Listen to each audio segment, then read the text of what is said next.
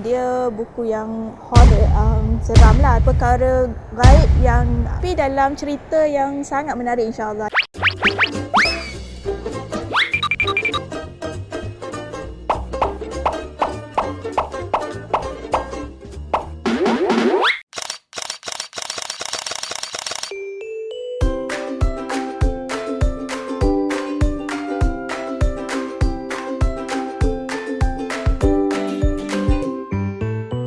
Assalamualaikum, nama saya Mariam Muhammad Sarbini, tapi nama panel biasa digunakan nama Mariam Sarbini.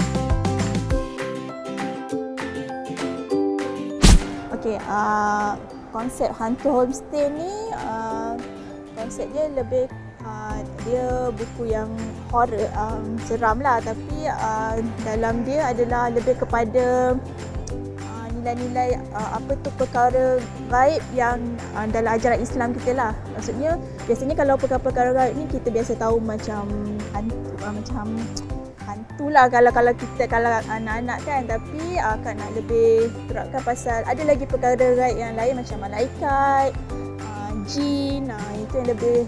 So bila baca buku ni kita lebih tahulah apa yang Al-Quran sebut tentang jin, malaikat, tapi dalam cerita yang sangat menarik insya-Allah adalah hantu homestay ni.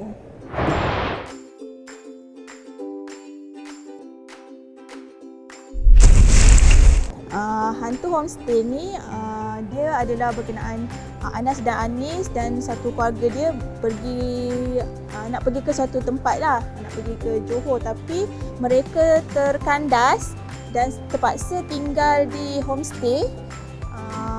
Dan di situlah banyak perkara berlaku sebab masa mereka tinggal di homestay tu hanya mereka saja, ayah mereka terpaksa dimasukkan ke hospital. Mereka malam bila tidur malam kat situ terdengar ada suara-suara. Kemudian mereka terpaksa lari daripada yang mereka sangkakan orang yang jahat. Dan kemudian kalau nak tahu apa kesudahan Anas dan Ani dekat homestay tu, betul ke ada hantu kat situ, hantu homestay betul ke wujud, bolehlah baca buku Hantu Homestay dalam siri Anas dan Anis.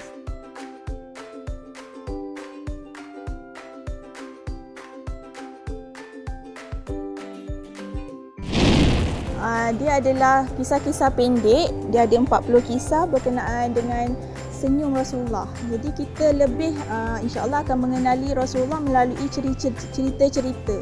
Jadi seronoklah kita boleh kenal lagi Rasulullah, macam mana dia senyum pun para ulama kumpulkan hadis-hadis kan, tapi ni dalam cerita lah betapa kita ni sayang kepada Rasulullah. Senyum pun dikumpulkan macam mana Rasulullah senyum. Jadi kalau adik-adik nak tahu lebih mengenali Rasulullah, boleh dapatkan 40 himpunan kisah senyum Rasulullah SAW dan para sahabat.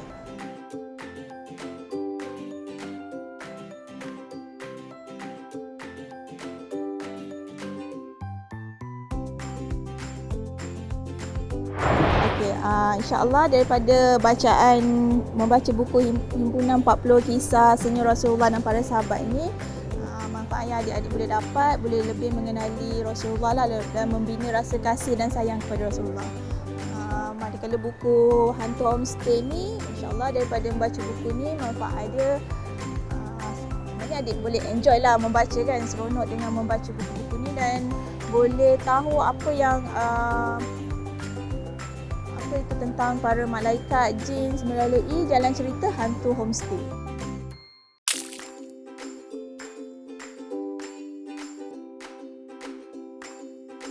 Kalau dah boleh membaca dari 7 tahun tu dah boleh baca dah ni. Kalau dah start boleh membaca kan 7 ke 9 tahun, sesuai lah buku-buku macam ni. Galeri ni yang kita tahu dia adalah satu penerbit buku yang dah tersohor dan dia sangat menjaga orang panggil apa ya, syariah compliance lah kan, patuh syariah. Jadi sebagai penulis, kita akan terpandulah masa menulis tu. InsyaAllah kita cuba untuk berada pada landasan lah. Jadi ini pun membantulah sebagai penulis bila berada di bawah satu payung galeri ilmu ni. InsyaAllah kita akan menulis yang baik-baik lah, yang patuh syariah insyaAllah.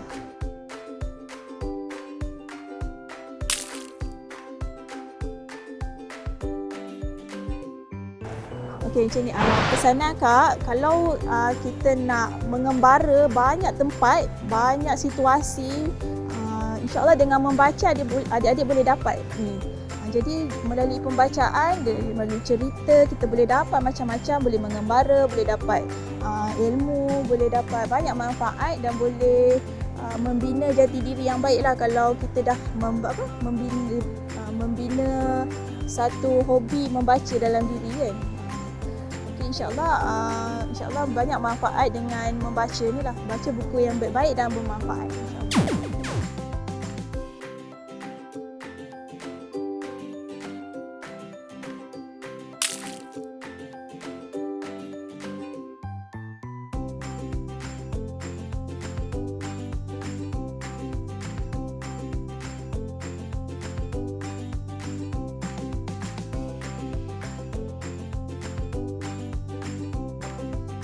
Dan juga boleh dapatkan terus juga daripada saya sebagai penulis, boleh follow IG Marian Sarbini dan juga Facebook Marian Sarbini. InsyaAllah boleh dapatkan terus daripada saya.